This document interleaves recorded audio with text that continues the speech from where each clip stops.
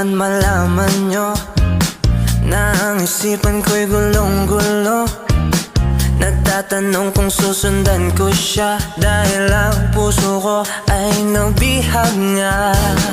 Alam mo bang minamahal ko siya, at tunay ang aking nadarama.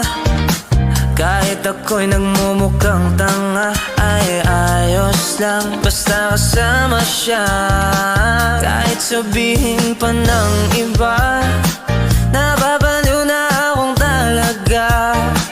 Kahit merong ibang nagcha-cha-cha, nagrurumba, nagsasalsa, pwedeng sabihin nyo to sa kanya. Ang puso ko'y nahihirapan na.